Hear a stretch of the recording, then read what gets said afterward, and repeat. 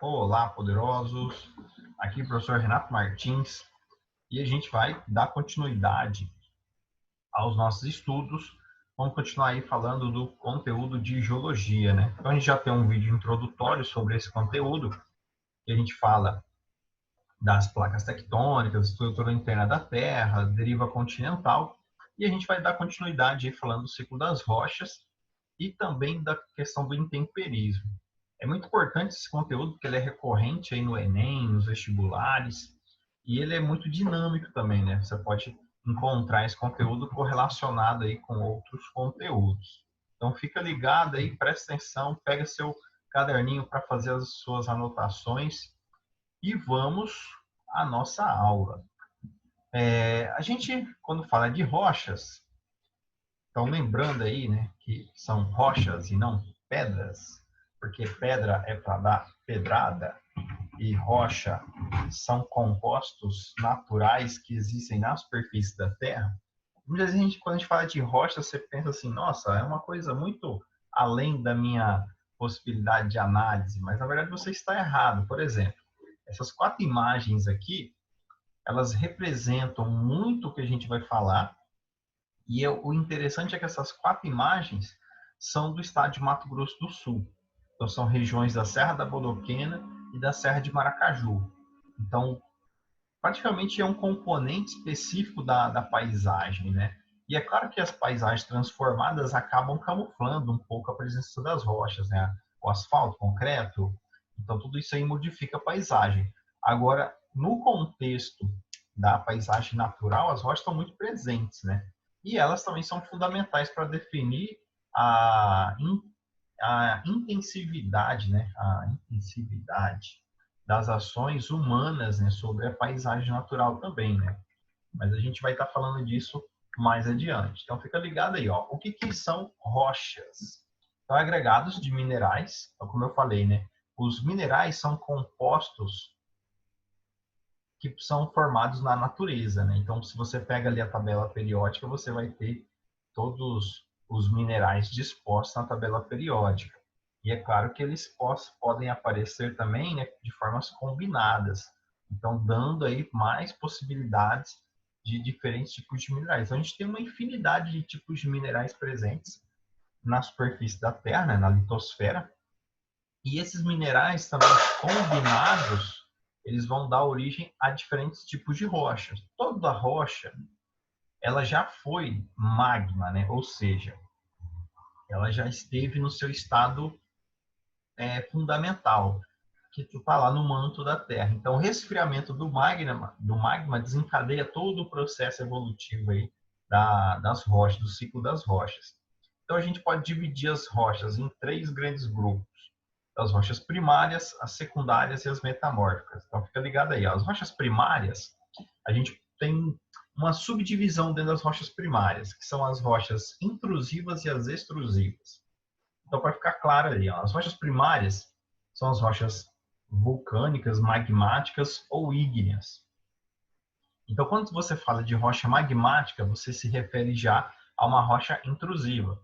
Quando você fala de uma rocha vulcânica, você já está se referindo a uma rocha extrusiva. Então, a gente tem como exemplo de rocha extrusiva o basalto e como exemplo de rocha intrusiva o granito.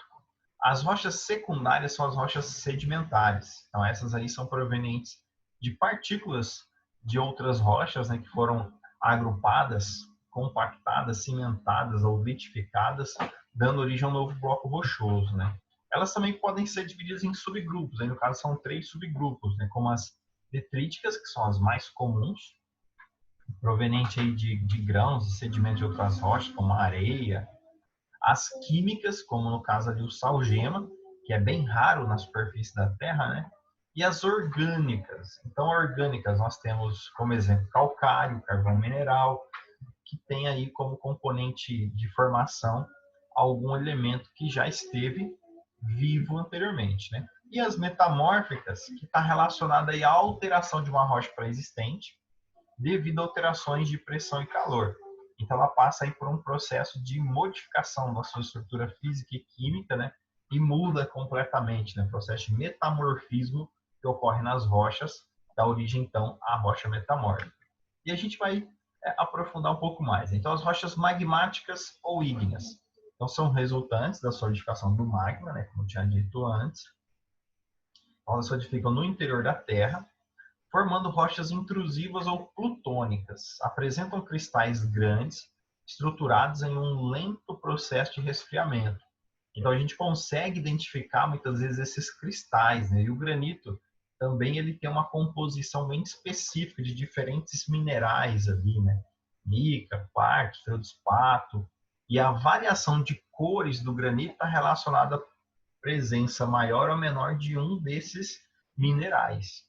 Aí na superfície da Terra, ou seja, quando a lava chega na superfície da Terra, né, o vulcão expele lava, então ocorre resfriamento na superfície da Terra. Quando o vulcão não chega a expelir essa lava resfria dentro, né, da litosfera, aí nós temos então a formação possivelmente do granito.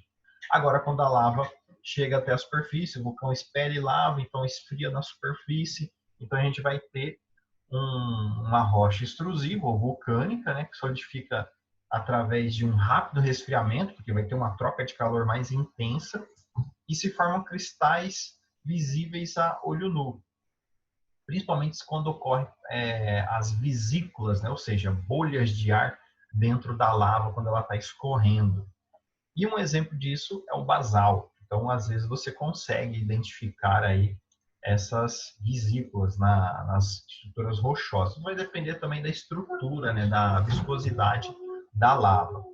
Aí as rochas secundárias ou sedimentares, então são formadas pela desintegração, a rocha vai sofrer um processo de fragmentação, né, e dá origem a pequenos pedaços, partículas ou grãos de outras rochas. Podem ser ígneas, metamórficas, até mesmo de outras rochas sedimentares, né?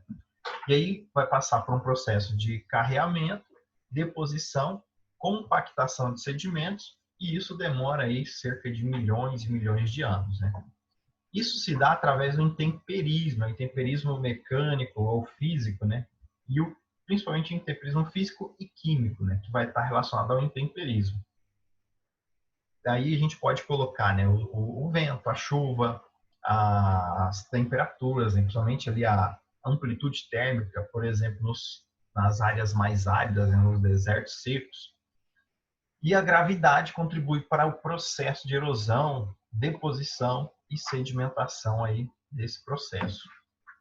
Então, o exemplo que nós temos de rochas sedimentares, o mais comum, né, o arenito e argilitos. Aí vai depender também da composição, né? Então, por exemplo, argila seria o fragmento menor, né, das rochas. Então, em meio aos estratos desse tipo de rocha, é possível encontrar vestígios fósseis, além da formação de jazidas carboníferas, né? Então, quando você pega questões que tratam de fósseis, de estruturas fósseis, então você sabe que está se referindo a rochas sedimentares. Já até inclusive caiu questão no Enem fazendo esse tipo aí de analogia, né? Fósseis e rochas. Então, fósseis nós encontramos somente em rochas sedimentares ou bacias sedimentares. A mesma coisa ocorre com as jazidas carboníferas, né? Ou seja, as jazidas de carvão, petróleo e gás natural. Também só ocorrem em áreas de bacias sedimentares. E aí a estrutura do grão define também, muitas vezes, a estrutura da rocha sedimentar, né? Da rocha sedimentar. Então você tem ali a argila, que é o menor componente, menor partícula, a areia e o basalto. Então cada um desses compostos aí, né, dessas estruturas de grãos, vão dar origem a estruturas de rochas também específicas. E em alguns casos também ocorre o quê? A mistura, né? Porque o vento, a enxurrada, os rios podem trazer componentes de várias regiões com características diferentes e dar origem a uma rocha bem específica. Então percebi que as rochas elas variam muito, né, nesse contexto.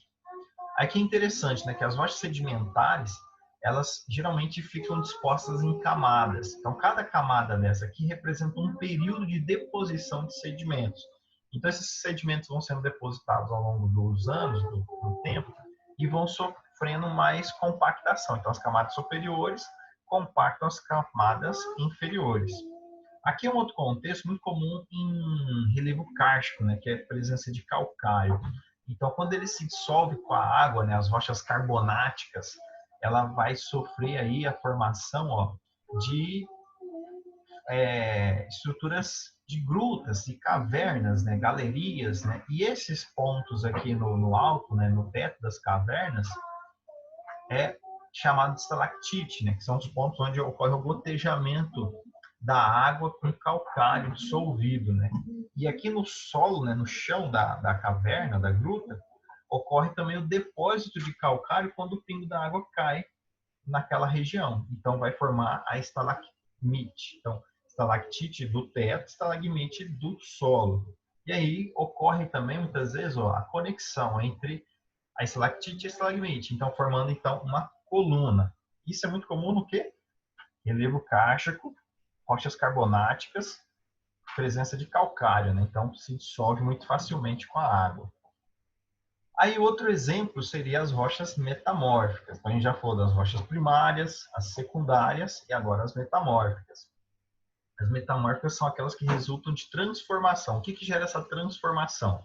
Pressão e calor.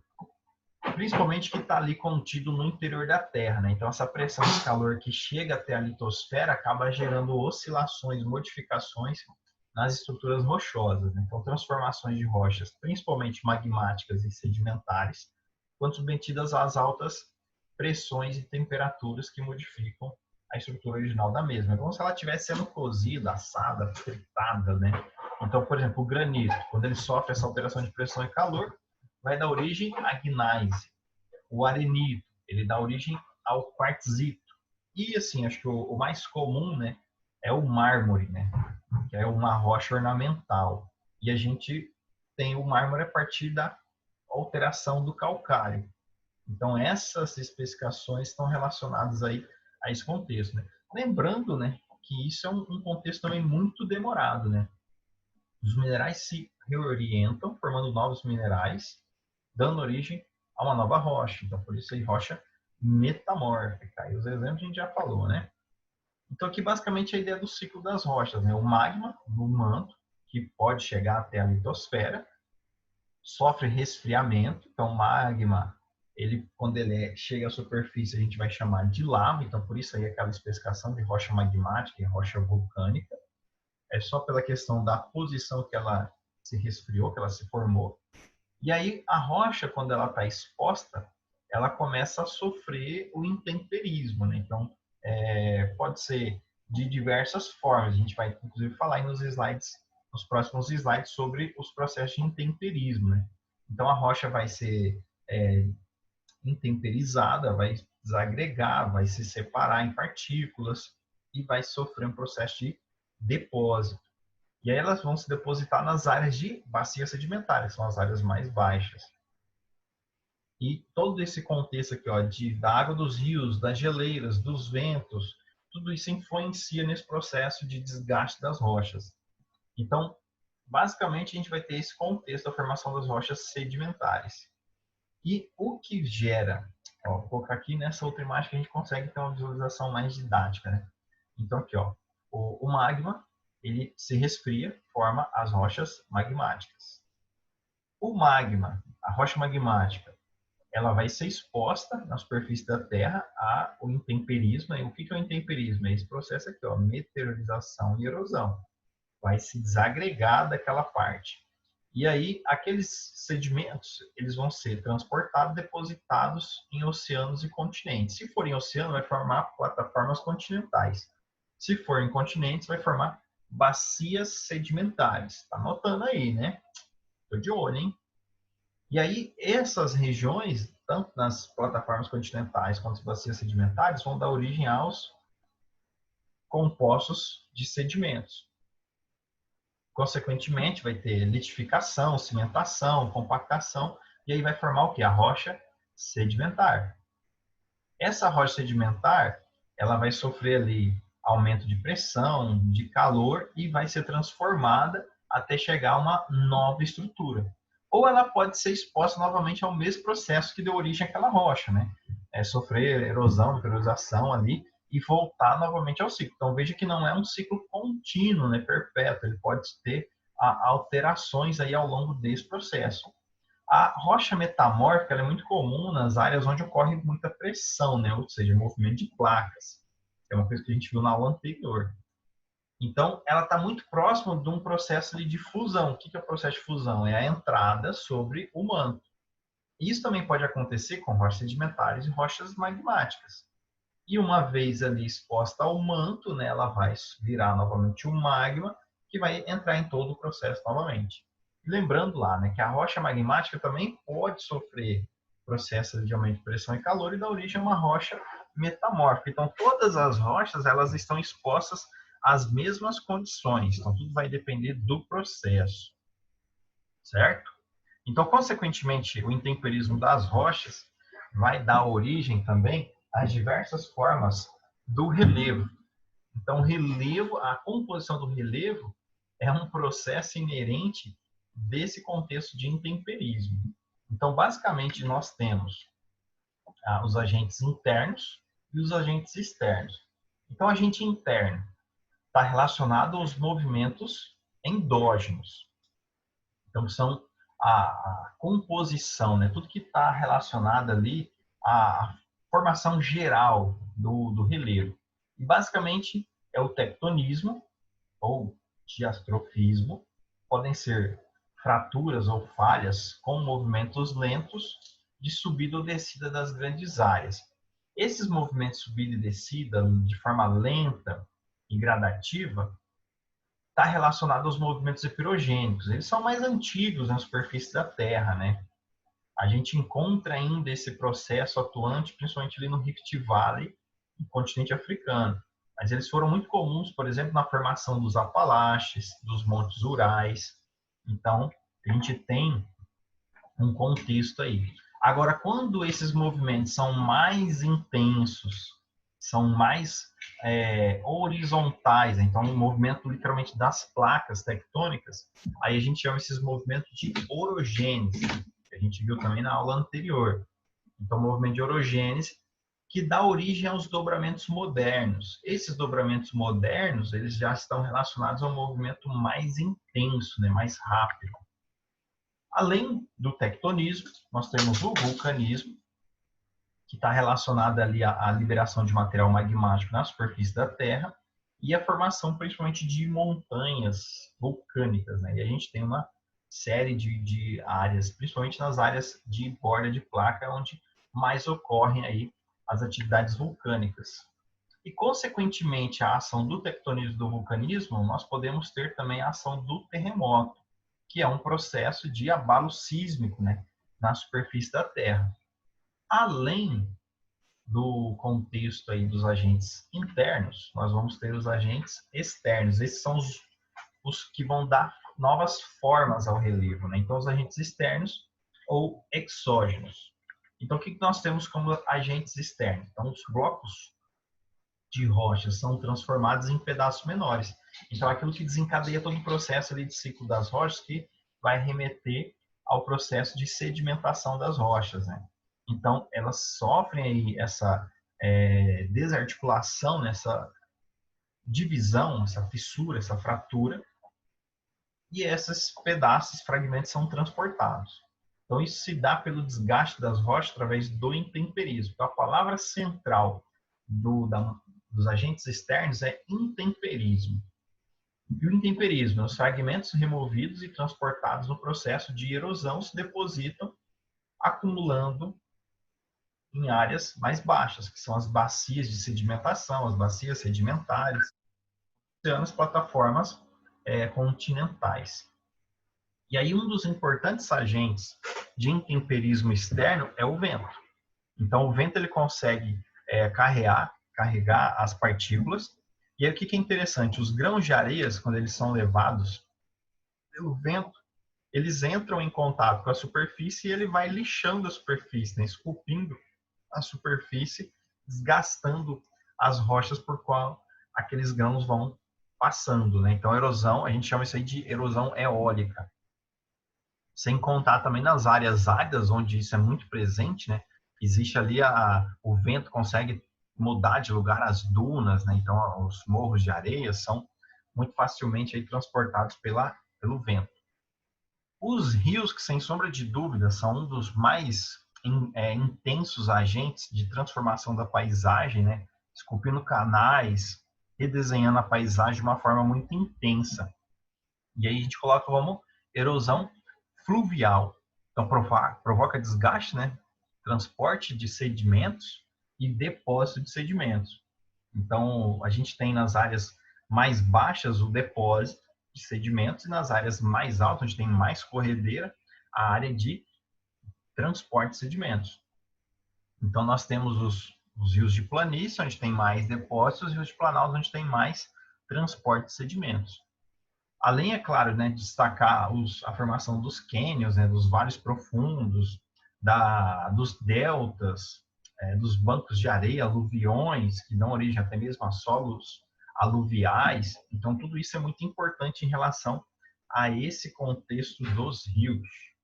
Aí, além da água dos rios, a gente não pode deixar de destacar também o que? A água da chuva.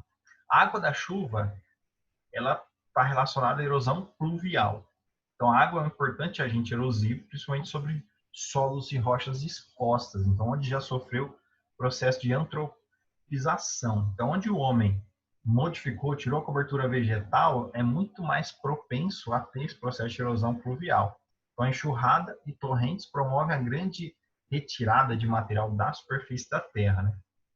E aí a gente tem os tipos de erosão, que é a erosão laminar, que é aquela erosão superficial, a erosão de ravina, que vai formar já um sulco no solo, e a erosão de vossoroca, que são essas profundas erosões aí na superfície do solo, que podem se estender por quilômetros, vai depender muito da estrutura do relevo da região. O mar, que é um agente de transformação, principalmente das regiões litorâneas, né? Está relacionado aí à abrasão marinha, ao desgaste da região litorânea e também do depósito de sedimentos. Então, é importante componente de transformação de regiões onde predominam falésias. Então, o mar é responsável aí pela abrasão dessas regiões e formação também de áreas como restingas, tômbulos e outras formações no litoral, pelo processo de depósito de sedimentos, né? E daí tem o processo das ondas e das marés que ajudam nesse contexto aí, né? Então, as áreas litorâneas, dependendo da região, pode ter tanto abrasão marinha, quanto erosão fluvial e erosão eólica, né? Então, são áreas de intensa transformação. As geleiras, que está relacionada à erosão glacial, é claro que a gente vai ter maior intensidade justamente nas áreas que tem maior predomínio de geleiras, nas regiões polares ou no alto das grandes montanhas, onde tem neves eternas. E é muito comum nas regiões polares a ação da erosão glacial formar os vales, né, os vales glaciais. E também o deslocamento de grandes blocos rochosos. Então a gente consegue perceber isso daqui. Na América do Norte, né, existe essa comprovação da erosão glacial justamente por consequência do deslocamento de grandes blocos rochosos, né, de áreas mais ao norte para áreas mais ao sul. E além de tudo isso, nós temos os seres vivos, né? Então, os seres vivos são componentes aí de toda a transformação da paisagem. Então, as raízes das plantas, os micro-organismos do solo, né? A microfauna presente no solo, então formigas, cupins, todos os animais que perfuram o solo e contribuem para essa estruturação. Além, é claro, quando a gente fala de ação intensiva, a gente não pode deixar de destacar o quê? O homem, né? Então, o homem é um dos principais agentes aí de transformação da paisagem e, na maioria das vezes, acaba desencadeando processos de impacto negativo, né, na superfície da Terra, como processo de erosão. Então, a gente tem aí essa perspectiva para apresentar para vocês. Eu espero que vocês tenham entendido aí o contexto. A gente fica para uma próxima aula, aprofundar esse conteúdo. E até a próxima. Tchau, tchau, tchau.